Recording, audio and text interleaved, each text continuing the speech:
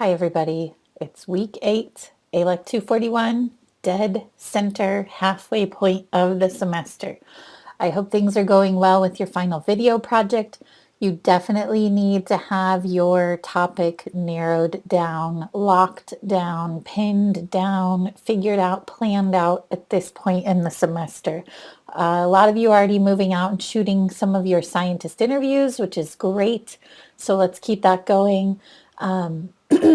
And if you are stuck on something, let me know. I've pitched a couple of backup ideas to some of you uh, as far as potentially the Husker food connection might go and sort of doing a video project there or some streaming science behind the scenes type of work. So if I haven't heard from you, if you're stuck, please let me know. You need to get that nailed down, figured out this week, video shoots scheduled, lots of shooting in March before you go on spring break.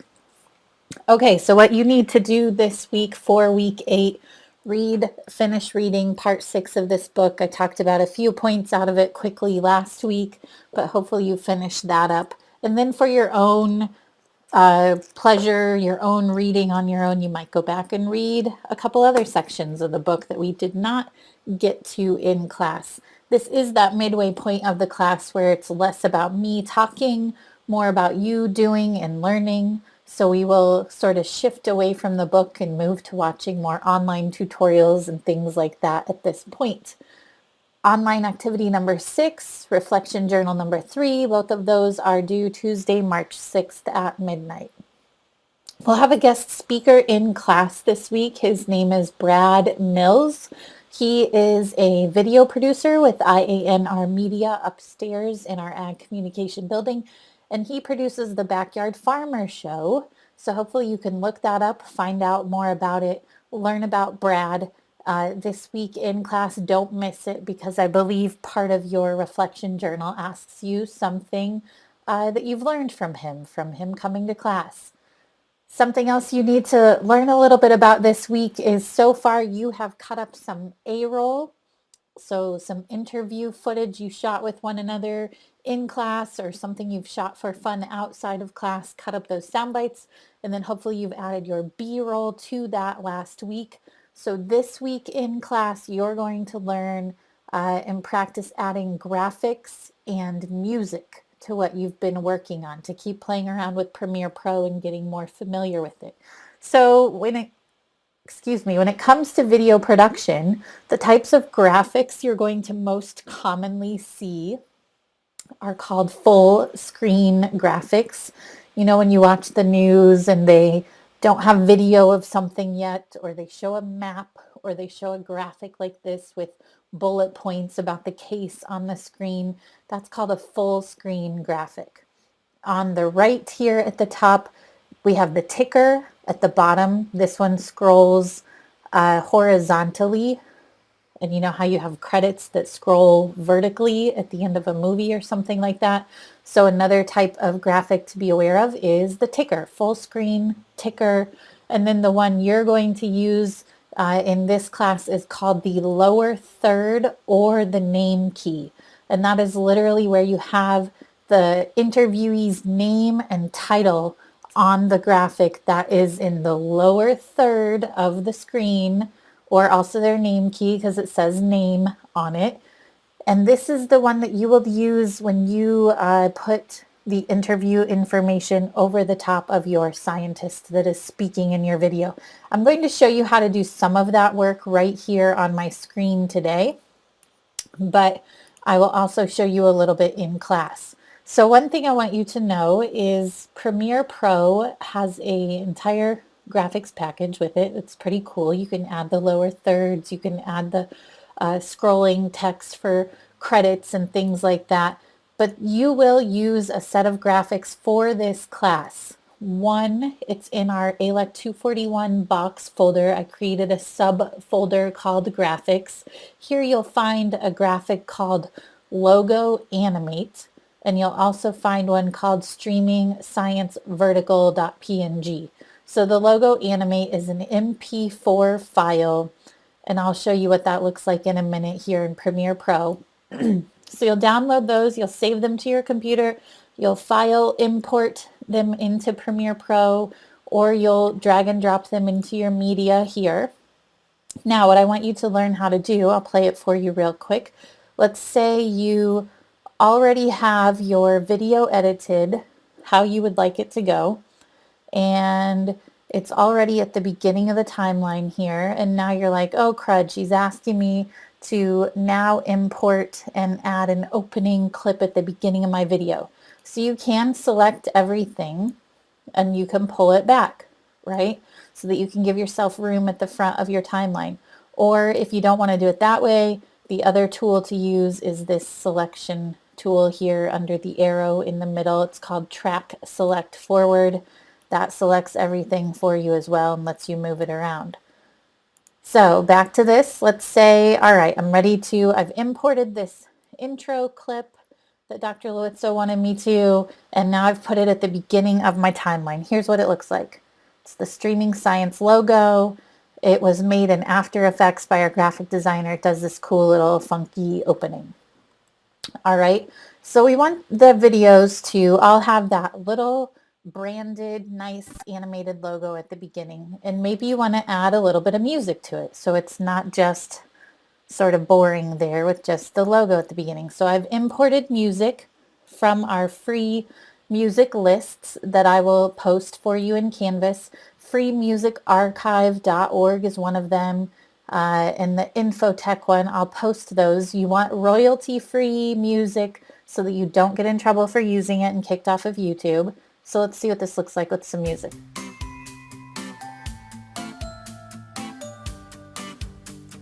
So a little bit snappy there, right? Gives it a little bit of excitement at the beginning.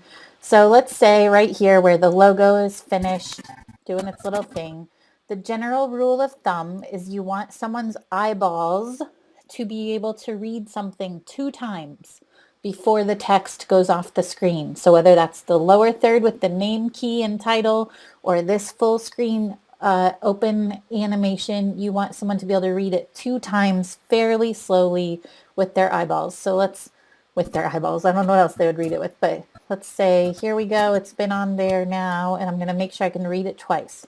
Streaming Science, Streaming Science. So that's about as long as I want it to be on the screen. So I'm going to shorten it up there. Let's say I want some nice like clips, B-roll clips before I hear anybody talk to kind of give it a little bit of a open to the whole thing. So maybe I like some of this B-roll of the entomologist working outside. I've got this kind of shot here where let me see. Okay, where I kind of pan up to the people. So I'm going to start it right there, match it up to my open. So it's going to go a little bit of music, open, a little bit of natural sound of the insects. So let's say I want that to kind of be my beginning shot before I even start to hear people talking and stuff.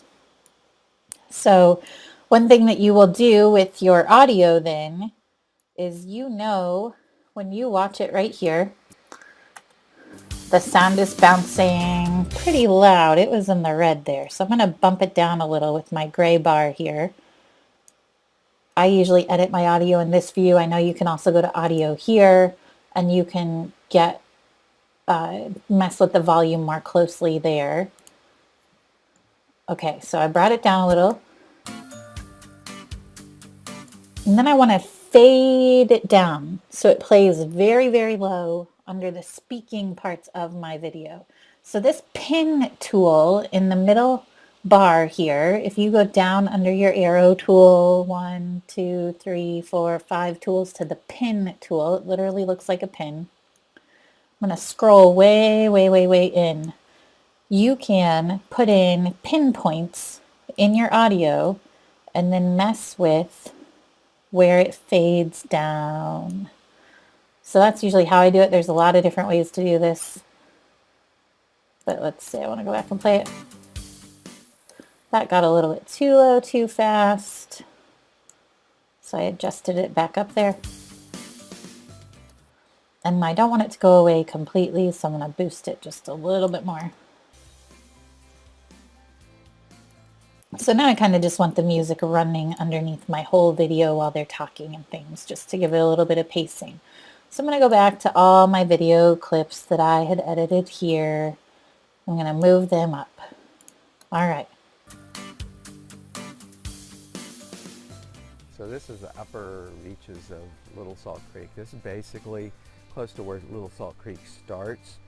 And remember, it flows south into Salt Creek. So when you hear a scientist or someone speaking in a video, the rule of thumb is the first time you see or hear the person, you're going to put one of those lower third name keys on them, because the audience is thinking, well, who is this guy and why should I be listening to him? So we need to see his name at the bottom of the lower third of the screen here. One way to do that is to do File, New, and in mine it's called Legacy Title. So there's probably a new way to do graphics these days when you go out to After Effects or Motion or something like that. But I still kind of do some of the old school titling. So Legacy Title. It opened up this new screen where now you can actually make a graphic for him. One thing that I like to do, because it helps me see their name a little bit, it sticks out better, is use this rectangle tool right here. So you click on the rectangle box and then you can drag and make like a rectangle at the lower third bottom of the screen. And so I like to make it kind of bright, a brighter white. So I clicked the color eyedropper over there. I like to make it pretty darn bright because I don't like the gray tone to it. And so I made it a little bit whiter and brighter. And then you can adjust the fill type to make it a little bit more opaque, that sort of thing. Mess with the opacity here. I might bring it down to 80 so you can see his shirt and stuff under it a little bit there. So what I did was I used the rectangle tool, changed it to 80% opacity, made the white a bit brighter. Then on the left-hand side here, you see the type tool, which is the letter T, the one without the arrow by it. And that's going to let you type on your screen. So I'm going to type his name here, Stephen. See how it's all turning out white, Spomer. And then I'm going to put research entomologist. I usually do not put their department unless you really feel like you need to. You can make it 3 lines, but you don't have to. I usually just put their title because then it gets a little bit complicated if you start adding other stuff, right? And I don't worry about putting the university because the university is written in the YouTube description and all of those sorts of things. So you see white on white does not look good, right? We can't see it. We have no idea what's going on there. So I go back to my text and I can change the color of my text. I usually go with black because it's pretty sharp and sticks out pretty well. I usually go with Arial because it does not have any serifs on it. The serifs are like the little fancy things at the end of letters that makes them a little bit harder to read on video. And then sometimes I make it bold, so it's a little bit cleaner and easier to read. So I really don't expect you to do much more than this. You can get fancy and come down here and try some of the different outlines and styles that they have down here. Oops, I just applied that to the bar and not you have to watch what layer you're on. But some of it is tough to read and sticks out a bit. I usually just stick with black, super simple, Arial, make it bold, put it right there, bam, on the screen. So then you close this, you saved it as Title 1 or Title 2 or whatever, and it shows up down here with all your video clips in the lower left-hand corner. So now it works just like a video clip. You can drag it and drop it and put it right over the top of Steve Spomer, right there. I usually make it a little bit high because as you saw there, that it can sort of need a bit of room there at the bottom of the screen. So, but I am going to bump it down a little bit. And I did that by going over here to the effect controls and scale, and that helped me to move it around so I can place it in different places. Maybe you want it higher on the screen and then you want to crop the bottom of it. Maybe you want it here, that sort of thing. But I would like you to, every video you submit to me, have the open on it, have a name key for your person. And again, remember, you want to be able to read it 2 times with your eyes before it goes away. So let's see here what that's going to look like. So this is the Stephen upper Spomer, reaches research of Little Salt Creek. entomologist. This is Stephen basically Spomer, close to where research Little Salt Creek entomologist. starts. So I want it to be a little bit longer than it was. All right. The next graphic I want you to import from Box is that one called Streaming Science Vertical. It's the logo graphic, and we're going to actually create a lower third watermark bug is what I would call that we want over the top of our entire video. Not the opening graphic though. We want it to start after the first logo goes away there. So as you can see, when you first bring it in, it's huge. It takes up a big chunk of the screen there. So if you double click on it, go up here to Effect Controls, you can scale it down with that drop down scale button. You can scale it down pretty far. I would make it rather small. And then you can go to Motion and Position, and you can drag it to the corner of the screen. So it kind of sits right there and stays on our video the entire time, so our video is branded. Now, you always want to double check how it looks with the position of your name key. So here it looks a little bit high still. So you might bring it down a little bit with your effects controls, your position. Sorry, I've got a cold. That's kind of gross. So you might put it like right about there. And that looks pretty good for the entirety of the video. You just drag it over the whole entire video all the way till you're closing your ending graphics there so that it's always on there, kind of branded for Streaming Science. So those are my 3 video tips for this week about graphics that I would like you to work on and remember. I don't really have anything else other than we will have that guest speaker and Brad Mills. And these are the things that you should be doing. Online Activity 6, Reflection Journal number 3, all by Tuesday, March 6th. If you have questions about how to edit things, don't forget that Michael Ferguson has that Tuesday office hour. Contact him to set up time with him, and he can help you with some editing. Set up time with me outside of class. Go back to the Adobe Audition tutorials. We have some in Canvas from last week and this week from Adobe Premiere Pro, itself. And then also Michael made some for you as well to remind you some of those A-roll and B-roll editing techniques. And then this one will hopefully help you learn a little bit about putting your graphics in there. I look forward to seeing you in class this week. We're going to have Brad. We're going to learn a little bit about 3-point lighting to get us started.